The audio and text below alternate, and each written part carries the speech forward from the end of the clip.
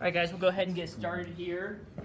As y'all know, there's an exam on Friday. It'll be about 40 multiple choice questions. Bring your blue sheets. The last piece of information besides what's on the study guide and what you guys did for your flashcards on Monday will be the lecture today by Phil and Pete coming over from athletics to tell us a little bit about drug testing and the drug testing process here at the University of Wyoming. So, guys, take it away. Sir. So Peter Briggy, I'm one of our assistant athletic directors over in the athletics department just across the street here. Phil Willie is formerly our senior associate AD for internal operations, so he really ran shop over in athletics on both academics and compliance. He has subsequently moved on. He's now in general counsel's office, so he's across campus from us now, but absolute pro in compliance and athletics. He was with us for over 13 years, 13? So he's got a wealth of knowledge. So when the question was asked if we could come back and do it, I had to first go to Phil and say, hey, do you want to come back and do this and help me out on this? So we're here today to talk to you about some NCAA drug testing policies, how they do it, and then also UW has drug testing policies that are specific to our athletes. Obviously, we do have a couple of athletes in the room, so we may call on you guys a little bit, help us out. But I will do the NCAA piece, and then I'm going to pull in Phil, and he's going to kind of handle the UW testing piece where our policies, procedures are a little bit different, things like that. So I'll just jump into the NCAA drug testing policy. First thing we say to all our student athletes when they walk in the door, so freshmen, juniors, it doesn't matter. We say it every single year, we say it multiple times. You are responsible for what is in your body, period. You are responsible for what is in your body, period. Why would we say that? We would say something like that because we'll talk about the testing policies, procedures, things like that, but there's a list of specific banned substances that the NCAA has, which you cannot take, and so you cannot take them by accident. You cannot take them by mistake. We'll dive into that a little bit deeper, but the NCAA says you're responsible for what is in your body, period. I'm just going to jump right into kind of the testing methods. What is the preferable testing method for the NCAA? What do you guys think? Come in, we rip out some hair follicles and go and test those? I'll be in trouble. Right? I will be soon. Me too. How does the NCAA test? Urine samples. Okay? So when you are called to test for an NCAA drug test, where we do our testing is in the AA area, so Drug Free Sport, the company that does the testing, and they also do our testing. They will come in, work with the NCAA, and they will show up, and you are provided with a small cup. And they're going to tell you to pee in a cup.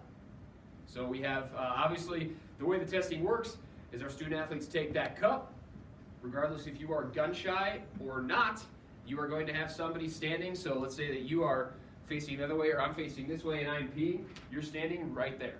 Okay? You have somebody of the same sex that is standing with you in that area to make sure that you are testing appropriately. Why would you have somebody standing right behind you? I mean, obviously it's a little awkward. Why would somebody be standing right behind you? Cheat the system. So you can't cheat the system. How would you cheat the system? Clean urine. Clean urine? Any other ways you can think about cheating the system right now? With somebody standing right behind you? It's really not a thing anymore. It's a great example, and that's exactly why. Has anybody seen the movie The Program? This is really, really old. I gotta stop using this example. I just don't know if there are any other good ones. So the guy is taking a urine sample, and he goes into the stall, and he has a contraption inside, like the toilet paper roll that he pulls out and has clean urine for his sample. Okay?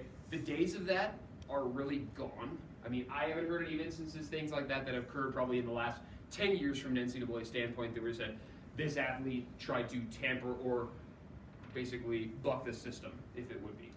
So if somebody's standing right behind you, you are expected to pee in that cup. What if you can't? What if you are just that gun shy where you absolutely cannot go in a cup at that time? Or what if you just pee before you got there? What happens? Give it Say it again? You wait around. You wait around. Forever. Sounds like you've been tested, Kylie. So if you cannot produce a test, you have to wait. Okay, so if it's just over here at our house, Super easy. All right, you just sit there and wait. What happens if you have class? If you had class that you've had to get to? Yeah. So you have to stay and produce that sample. We get you potentially excused from class, or in a perfect world, somebody goes with you to that class, and they would basically walk you into class, wait outside the door, make sure you don't go to the bathroom or anything, and then they would escort you back if that was a worst case scenario. Okay? One of the places we do testing is over there.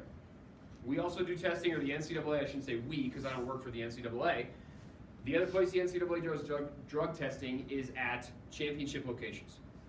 So when our basketball team goes to the Mountain West, or women's volleyball goes to the NCAA Women's Volleyball Championship, and they're in a different location, let's say they're in Texas or Tennessee or wherever, they will do testing at these NCAA championship sites. What happens if you can't produce a test at an NCAA championship site? Hey, we just won, we gotta get back, we got classes tomorrow morning, I can't go, I'm sorry. What do you think happens? Great example, this actually happened to Phil. If you didn't notice, Phil's 6'11", he played basketball at Valparaiso. Phil got tested at NCAA championship site. What happened? It's the worst experience of my life. It was awful. So we were excited to play in the NCAA tournament, and we played Michigan State in the first round. Michigan State went on to win the whole thing, by the way, that year. They smacked us and held us to the lowest scoring total in NCAA tournament history.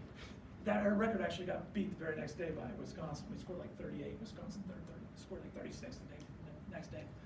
But so I give a sample. I'm sitting there. We got smashed. We're sad, and then I give a sample. The testing process was screwed up, so they held me there for 3.5 hours after we got crushed by Michigan State. The rest of my team went home, and I was sitting in a locker room at Gunn Arena in Cleveland, Ohio, for 3.5 hours while they made me go back and provide 2 more tests.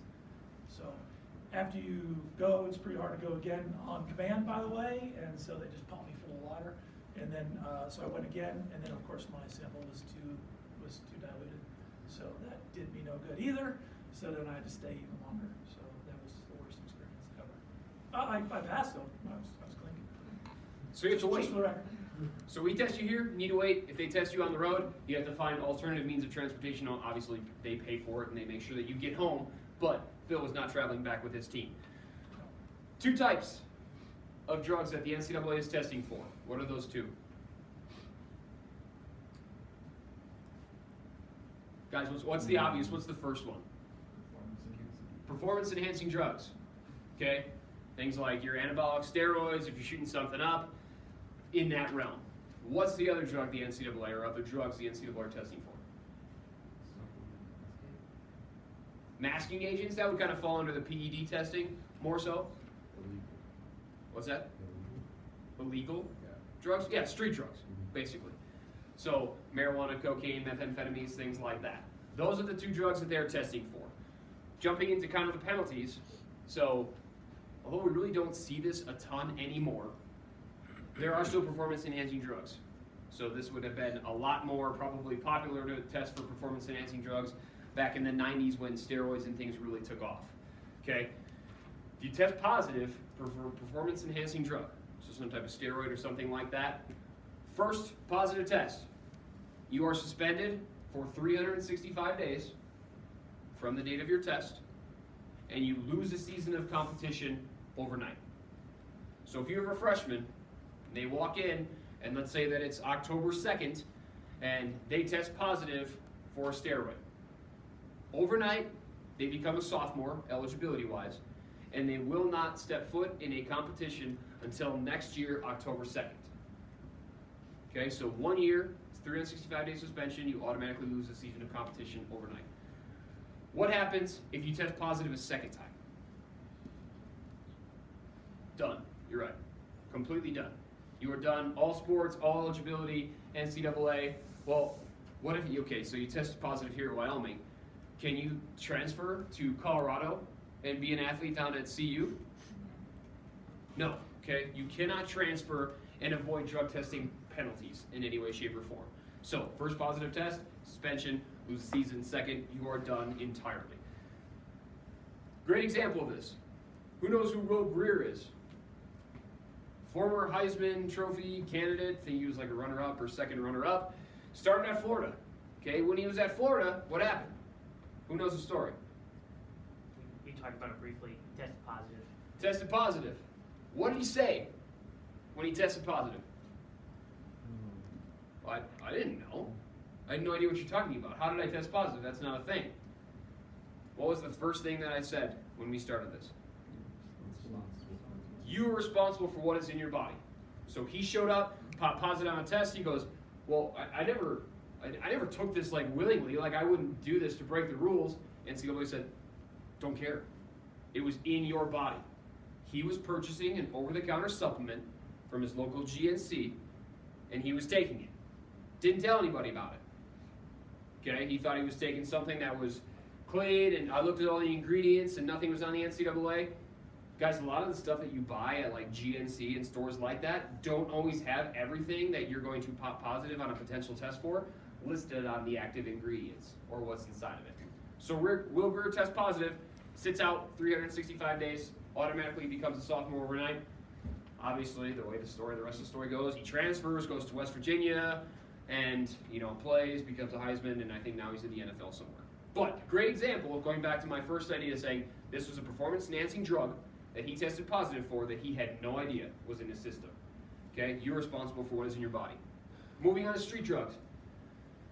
Positive test for street drugs, number one. Let's say you test positive for marijuana. What do you think the penalty is? So for a performance-enhancing drug, it's 365 days, and you lose a season of competition. What about for a street drug? Thoughts? You think it's more or less? Less. Why would it be less?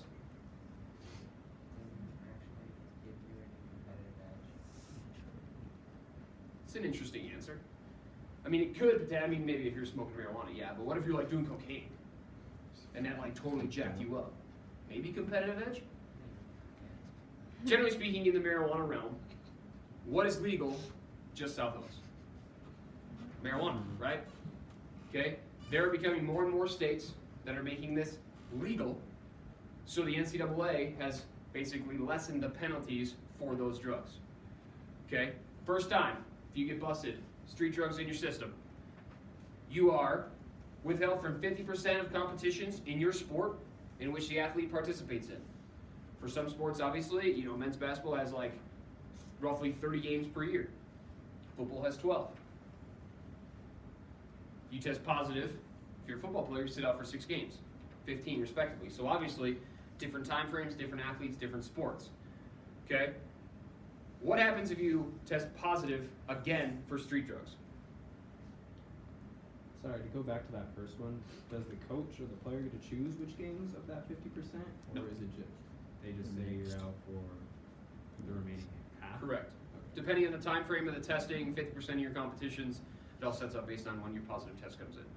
We can actually bleed into 2 seasons too, so it's like your second to last game. They take 50%, so you'll take those 2 games and then it'll bleed into the next season, so you'll lose 2 years, right? With pieces of both. Yeah, they don't give the institutions, that's a great point, they don't give the institutions discretion with NCAA rules to pick those 50%. So we can't look at Kylie if she were to test positive for volleyball and say, well, we want her against CSU, but we don't need her against UNLV, but we want her against New Mexico, and then we want her against Air Force, but we don't need her against San Jose. They don't want to do that.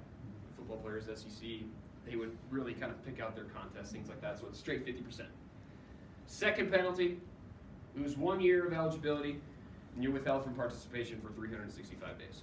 So very, very similar to the first positive test for performance-enhancing drug. So talking about my man Will Greer, appeal process. There are 2 ways to appeal an NCAA drug test. Okay, so you come back and you literally just say, wait, this isn't fair. Like I've never taken drugs before, I've never done this, I don't understand how I pop positive on an NCAA drug test for a banned substance. Okay, your first appeal, there's kind of 2 appeals process. One is procedural. Ryan Braun, anybody? Milwaukee Brewers? Devastating loss last night for me as a Brewer fan. Ryan Braun, they come back and they say, hey, he tested this with a long test, like 2010 or 2009. They come back and say he tested positive for performance-enhancing drug. He challenged or appealed that decision based on procedure. So essentially what you have to prove is more likely than not, that's the threshold they use, more likely than not, so 51% basically, that the testing policies, procedures, something went wrong. My urine sample was popped open. It wasn't taped appropriately. Something related to the procedure of the test itself. The NCAA obviously allows for procedural testing, and you'd have to make that argument in some way, shape, or form. The second type of appeal is basically a knowledge challenge, where you would be very much like Will Greer and come back and say, I had no idea that this was in my system. I'm really sorry, I had no idea. Again, NCAA in that instance came back and said, we don't care. So obviously more things go into it, but a great example would be, hypothetically say that you are a female student athlete and you are taking some type of contraceptive. And you pop positive on an NCAA drug test. Came back and said, I don't take anything from GNC, I don't do anything. They're just going to say, well, do you take some form of contraception? Yes, I take this, birth control, whatever it is. Well, this may be what tested you positive. You could basically make a challenge to that to say, based on my conversations with my health professional, my sports med person, whatever it was, I had no idea that this would test me positive. Basically a knowledge challenge saying, me as a third party, I had no idea. And they didn't tell me that I would, nor did they have any idea that this specific contraceptive had this inside of it. So, knowledge challenge, procedural challenge. Those are the two ways that you may appeal. From an institutional standpoint in our world, that needs to be filed within 2 days of the positive test. Not a lot of time to get that information and process, but we as an institution need to move ASAP. So those are kind of the two appeals. Last thing, just kind of the miscellaneous information for you guys related to NCAA drug testing, and then I'll let Phil jump into kind of our institutional testing. What happens if you don't show? So I'm scheduled for a drug test at 9:20. It's 9:18 right now. Phil and I are doing this right now. I'm just like, ooh, this is just more important than me going to my drug test. What happens if you don't show? Positive test. Okay? If you do not show up, you will be considered tested positive. What if we have the individual that says, well, I have either smoked or ingested marijuana 31 days ago. They say roughly it stays in your system 30 days along those lines. 31 days ago, what happens if, am I going to test positive? I mean, it goes through your mind, what was the date on this? What am I going to test? How am I going to test? Am I going to test positive? The NCAA threshold on marijuana testing has changed twice in the last 3 years. So it used to be, prior to 2017, it used to be 5 nanograms per milliliter. To put that in context, the NCAA was 5 nanograms per milliliter. The NFL is currently 35 nanograms per milliliter. The NBA is 35. MLB is 50. And the WADA code, so for cycling and things like that, other WADA activities, what do you think it is? So if NFL, NBA are 35, MLB is 50, what do you think WADA is? Olympic track athletes. 150. So think about that difference prior to 2017. You have 150 for international track athletes, everybody who's competing, cyclists, swimmers across the board. 5 for the NCAA pre-2017. That's a very, very low threshold. Okay, 2017 they moved from 5 nanograms to 15. Okay, and just this summer, in June, they moved it from 15 to 35. So now we are in line with the NBA and NFL for testing thresholds. Sorry, but why is different sports have different thresholds? Why aren't they all Different the collective same? bargaining agreements. Okay, between the organizations. So I think it's soccer does not test for marijuana, or they don't have a specific threshold. Now, if it was like a WADA, like it was a World Cup or something like that, they would fall under the WADA code. But just like international soccer, if you're like a Premier League or whatever, they don't have a specific amount for marijuana testing. If you were to test positive, it's not like, hey, your threshold is 35. They don't have one. If you test positive, you go into an education program, but there is no penalty associated with it. That's a great question though, right? Because think about the interests based on the entities also, right? Like why would a college sports team keep a really low threshold versus a high-level professional sports program, right? There's an interest, right? But college and universities, we're an educational institution, right? So the idea is that we want to educate students and stop poor behavior and curb it and things like this, right? So the idea is that, hey, if we set a low threshold, that's probably what we should be doing is testing and curbing this behavior. If you're a high-level Olympic caliber athlete, do we care that you are kind of like Cheech and Chong the night before an event? Maybe not, you know? We just want to make sure that you're not using any performance-enhancing drugs as opposed to smoking weed the day before or something like that. So the NCAA has obviously raised that standard, raised that threshold. And why would they do that? This is kind of my last wrap up. Why would the NCAA increase their thresholds? Phil just kind of hit on it to a certain extent. You are seeing more institutions now, or more states across the country, that are making marijuana legal. There are dorms in CSU that have specific floors that are quote unquote marijuana friendly. Okay?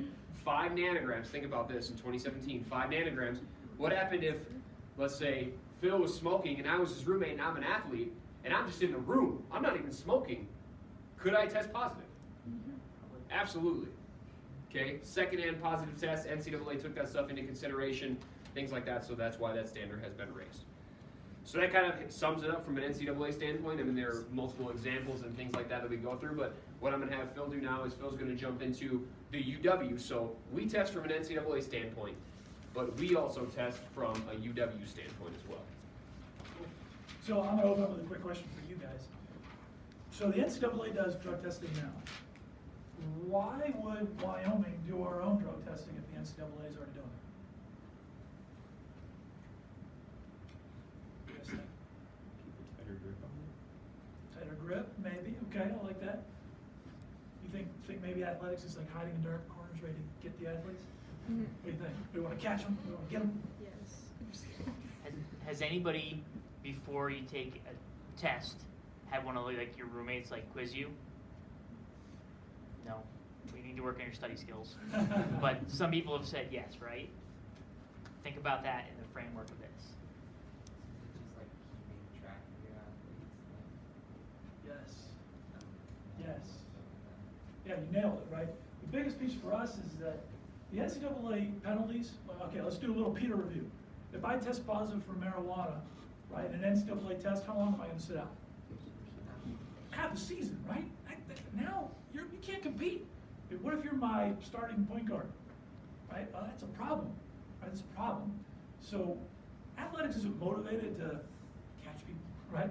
Our motivation is that, hey, we want to keep tabs on this stuff and educate students, right? Because now if you test positive in a university test, right, we can relax some of these penalties and we can advise you and educate you and provide you with resources and catch it under control before you lose a season or half a season or whatever it may be, right? So our motivation for drug testing is not because we're trying to get people, right? We want to try to educate and help. That goes in line with the mission of the university, right? We're an institution of higher learning, right? We want to educate the students. And then obviously if there's a problem, we want to identify that for a student. There is substance abuse issues, right? Dependency and things like this. Hey, we can provide education and resources and get that kind of taken care of before you use a student athlete. So that's why we test, okay?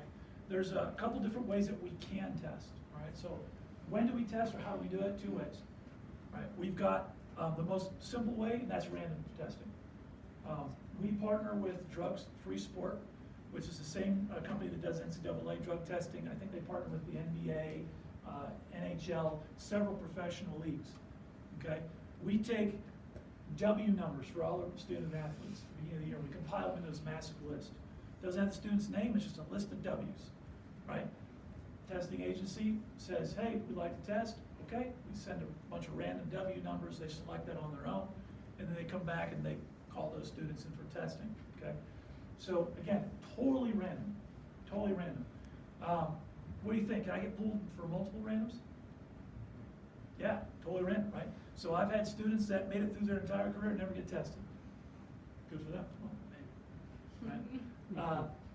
Other students, like someone like me, right, when I was in college, I got pulled like 3 times in 1 year one year. That sucked, all right? But it happens, okay, it happens. So again, first way is completely random testing. The second way we have is reasonable suspicion. Now, we put that language in there, reasonable, right? What do we think is a reasonable suspicion? And why would we have a process for this? Take a shot. Why would we want to have a process where we can say, you know what? You may be smoking, I'm gonna pull you in. Why would we do that?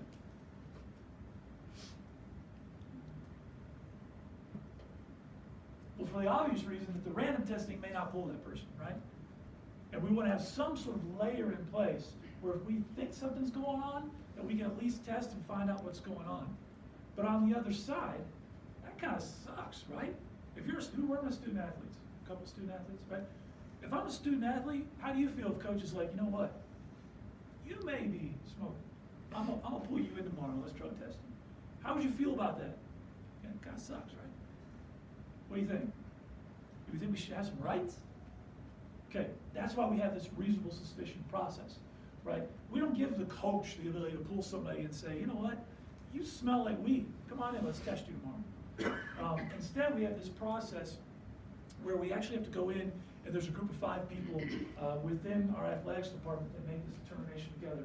We consult with the physician, the coach, the SWA, which is the Senior Women's Administrator, right? Other administrators within the program that oversees the sports medicine unit, right? There's a group of 5 people that make this determination together based on information. We have to fill out a form, right? It's not like the coach comes in and says, "Buddy, test." We do a form. We fill it out, right? And then we put it on record. That way that student knows that we're not just picking them because we don't like them, right? Because that's the other concern. Some student may say, well, coach just doesn't like me, right? I said something to coach, he don't like me, so he tested me. No, man, that's why we have the reasonable suspicion process. It protects your rights, and then we put it in writing why we decided to test you. And we make the individual that's requesting the testing put down specific rationale for why we're gonna test, right? It can't be that, oh, well, they look really sleepy this morning, they must be using. All right, dude, we need more than that, right? So we list out some things that we're looking for, right? We look for a presence of odor of drugs.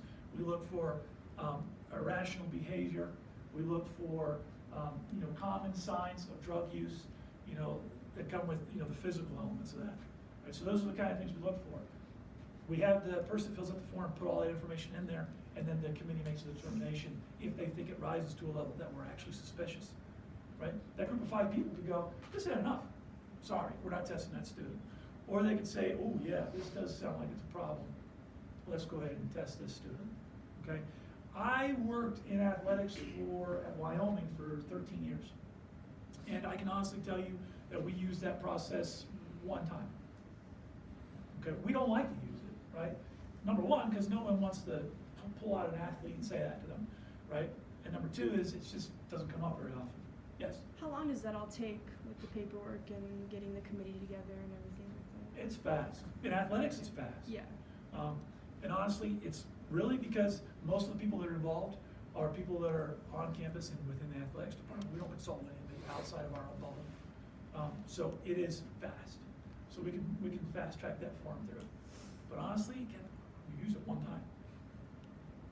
So with that different test, or those 2 different ways of testing, do you let the student athlete know which test it is, like if it's random or if it's Absolutely. suspicion?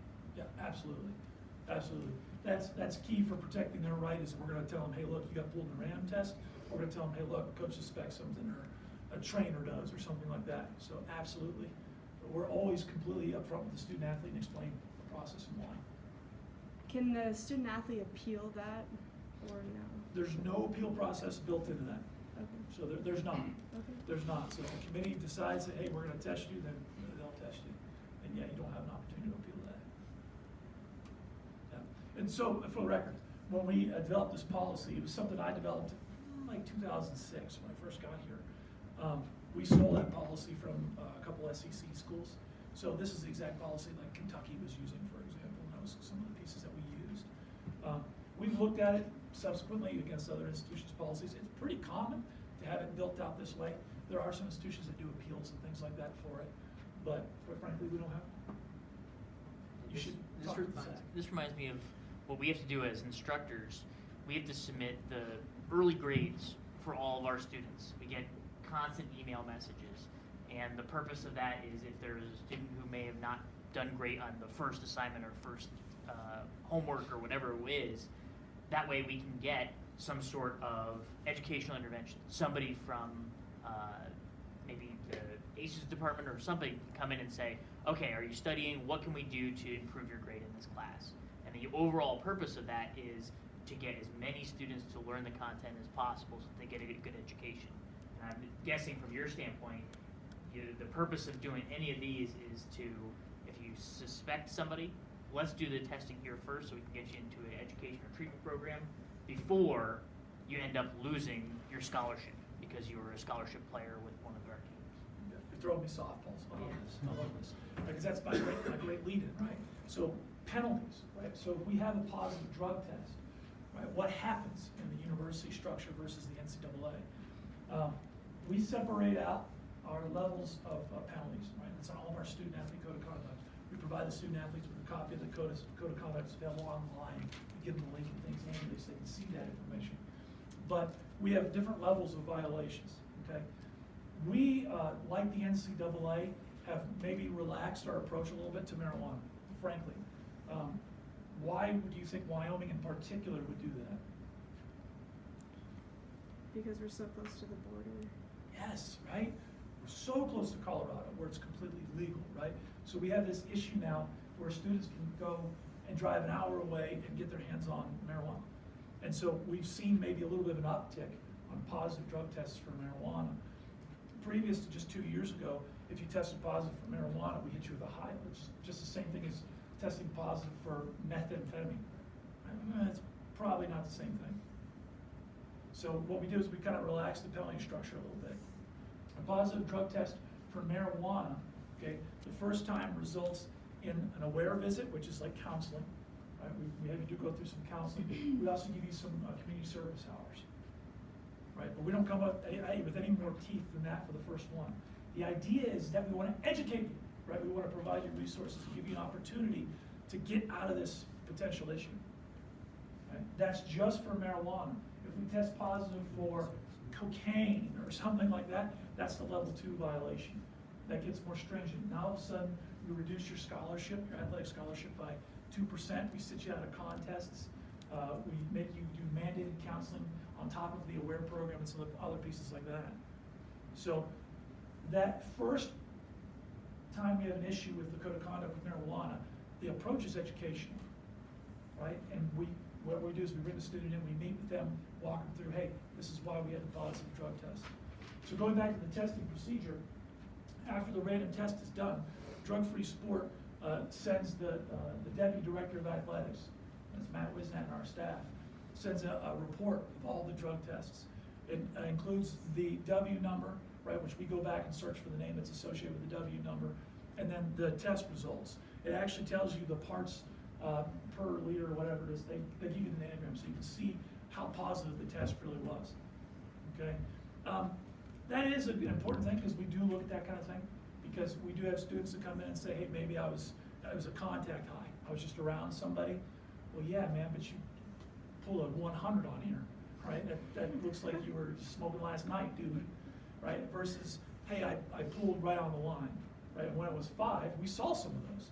Where the student comes in and they're sitting there at 6 or 5.5, and you're going, ooh, maybe that kid, maybe was just around a roommate or is in a car with the windows shut, right? Which is the one we get a lot. I was just riding in a car with somebody who was smoking, and that's the one we get told all the time. So we do look at those kind of things, but honestly, the structure, the penalty applies whether you had, 35.1111 or you had 135. All right, we're going to apply the policy either way. So anyway, the results come to our deputy director. He then communicates with the coaching staff. We bring the student in, we meet, we provide resources, we do education, and then we set the student hopefully up to not have these issues in the future. If we have a second positive drug test for marijuana, right, now we start going down. The first thing we do is we give a student a year. We give them like this year red zone, right? So I test positive my freshman year. I'm gonna give you 365 days. If you have another positive test in that year window, we're gonna call it a strike two. And that student now loses 2% of their scholarship. They get 25 hours of community service, 2 mandated counseling sessions. They go through where, and they forfeit 10% of contests, 10% of their athletics contests. It's about 10% of their season. We do that 1 year window because we also identify that there could be a student that has an issue in year one as a freshman, and then they're all the way up to their senior year now. We don't want to be so punitive that that student has to sit out a whole bunch of games and things like that. So we give you a 365.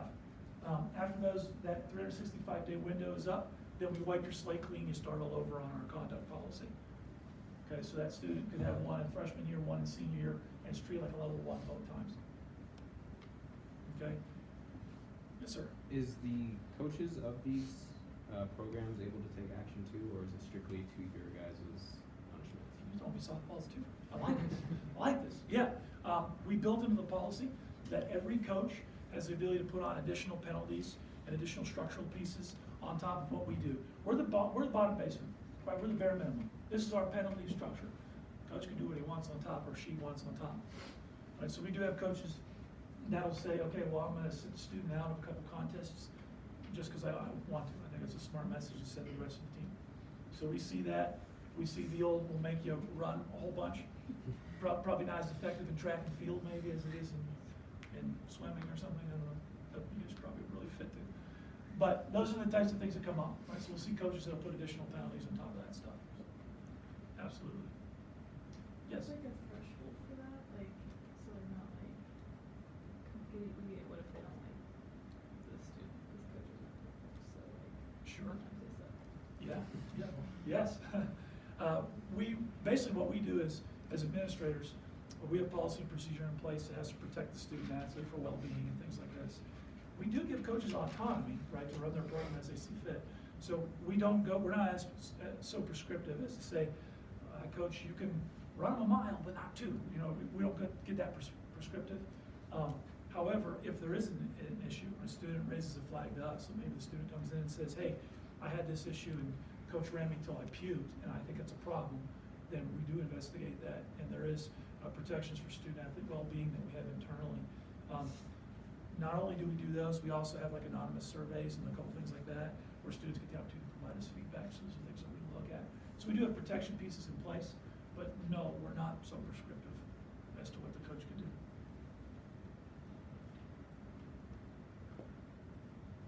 So university testing pieces, I guess the only other thing that I would kind of walk through, I had one note in here, I kind of wanted to get some thoughts. In your mind, and I asked this question just for my own edification, right? Do you feel like our penalty structure as it is now is one that is educating and providing resources for the students? Do you think it's overly punitive the way we do it now? What do you guys think about our actual penalties? Like we walk through, the first time is this community service and education, the second time we start sitting out a contest and take away financial aid. What do you guys think? Are we on the right track? Should we be more punitive? Should we be less? What do you guys think?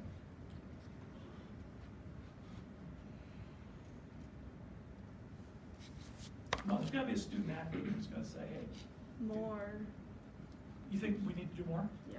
Okay, tell me why. Do you mind? So, I mean, at the beginning of this class, we actually talked about marijuana, and it is in some aspects a performing enhancing drug, right? And so it's not necessarily a PED like to the level of other ones, but it's still up there, like.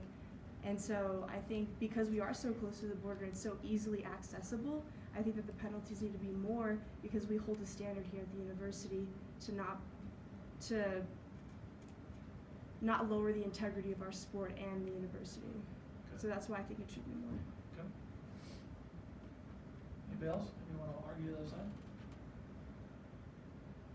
I think that should be more too. Same with the marijuana. I mean, yeah, it's legal in Colorado, but just because you're close to something doesn't mean it's liable. That's like, I can't think of a good analogy right now, but it's still illegal in Wyoming. And you're going to school at the University of Wyoming.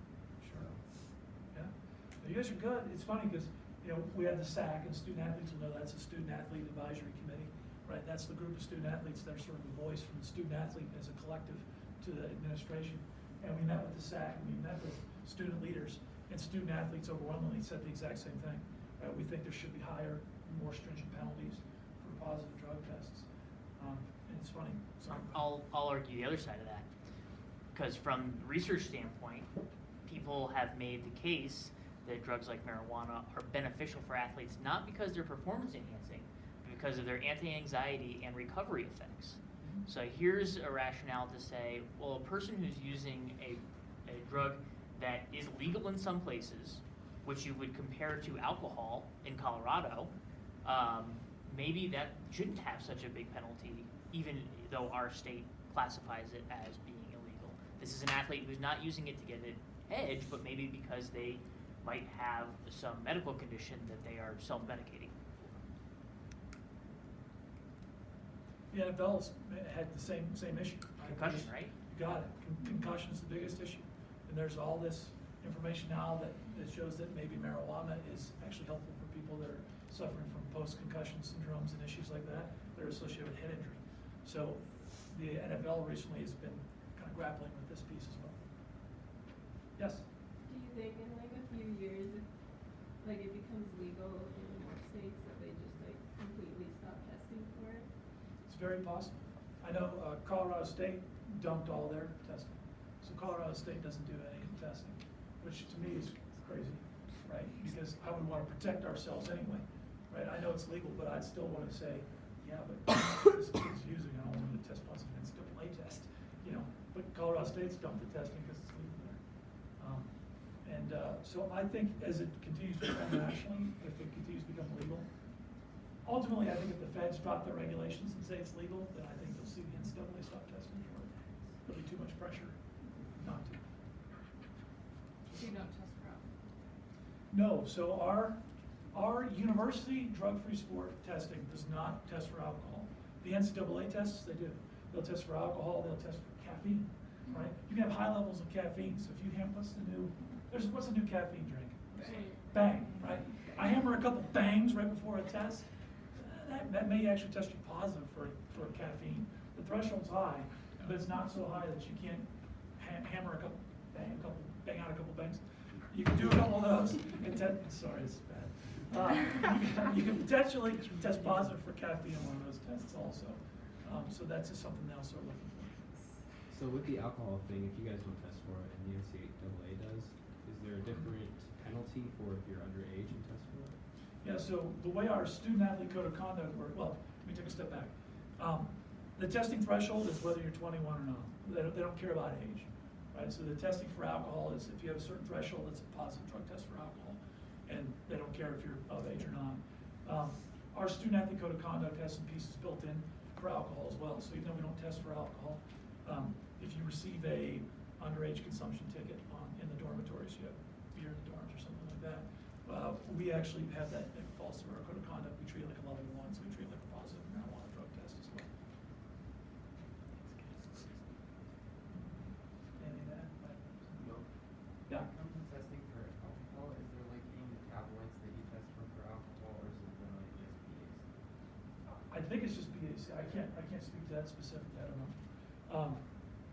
But I do know that there's certain thresholds or levels of testing that we can get from drug-free sport, and the most cost-effective for us is to basically test for street drugs when we do our own testing. So we do like the lowest level possible test. We're not even really testing for PEDs in our university tests, which is crazy, right? But quite frankly, it's uber expensive once you get into that. And then some of these high-level drug testing, like the WADA drug testing, looks for gene doping. We just don't see it enough. I think literally since I've been here in 2012, I think we've literally looked at potentially one athlete in a male sport where we were like, this guy's gotta be on something. Like just body change to the max within a 9-month period, and we were just looking at him like, that does not look normal. That's the only instance that's ever came up. I said, since I've been here, we've only had one drug test pop for anything else other than marijuana. We had one student that was doing synthetic LSD. So that popped up in a test, so we caught that. Could you guys potentially do this all in-house for like students that wanted to pursue something like this? How so? What do you mean? Just like doing the testing here in Corbett and figuring out like all the metabolites and all that stuff. offer it as a course? That's a great question. I don't know. It's expensive. It's expensive. So yeah. you talk to myself, Dr. Schmidt, or Dr. Bruns, who do a lot of the wet lab or benchtop science here. Yeah. To do this, you know, for example, if you think about my past master's student, Nicole, who did the study with the high intensity exercise, we did one analyte, creatine kinase, which is one of the most common, to do one plate, which allowed us to test 40 samples total, was $500. So, and that doesn't include all the equipment that we purchased beforehand. We have a $20,000, what they call a plate reader, that allows us to analyze the thing. There's a lot of equipment that's necessary. For what they're talking about, you use the process that Josh went over, the spectrophotometry, okay? Those pieces of equipment are generally incorporated into a core facility. I think we have one over at the Berry Center currently. Those are about $120,000 a piece. And then the maintenance, you have to hire a full-time person just to keep that piece of equipment up and running. So we could do it here. We'd need a person with the expertise, and then we'd also need an operating budget of probably about $50,000 a year just to make sure that we're able to run it. So, sort of, would be my answer to that. I'm glad you threw me a Yeah. lifeline on that. I have one parting story and then we'll wrap up. So we had an athlete last year, test positive for marijuana, comes in, we sit down, we're going through the, hey, here's your penalties, 15 hours of community service, tested positive for marijuana on their first time ever. And the athlete is sitting across and they just have this look on their face like, what the hell are you talking about? And I was like, do you have any questions? And this athlete goes, yeah, I have no idea what you're talking about. Like, I've never smoked, ingested marijuana in any way, shape, or form. It's like, okay, haven't heard that one before. I was like, is there anything that you're doing, using, whatever, that could put you in a situation where you potentially test positive? Well, my parents, for Christmas, got me this oil that I put because I have lower back pain. Sends me a picture of the label, and it says CBD dot THC ratio 1:1. Good stuff. Tested positive for marijuana on a drug test. So that is the new world that we are navigating. Just to like. It was literally being used for I have lower. My parents got it for me.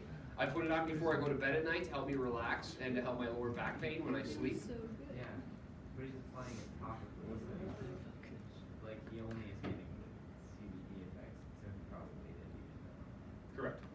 So did he get the? Wait, so what happened? Crazy, but as we said, right, the NCAA doesn't care, Yeah. right? And that's why we would take the same approach, because ours is just overly protective. But you're right, the NCAA is a tough bananas. That person left the institution, so they did not have to serve their penalties. Smart. They transferred to CSU. Question? Yeah, I mean, like I said, they tested positive with the THC element of it. As far as like CBD oils and things like that, we haven't had it come up a lot, but yes, it will. Thank you guys. Josh and I will post updated questions specific to this lecture.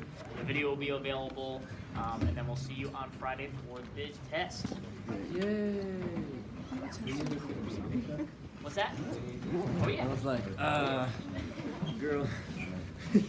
My uncle used to like Thanks, guys. No. What'd you say? We can't do it without you guys. So the only reason I tested is because it was THC 1 to 1. It was THC 1 to 7. You're like, I forget the podcast. They work at a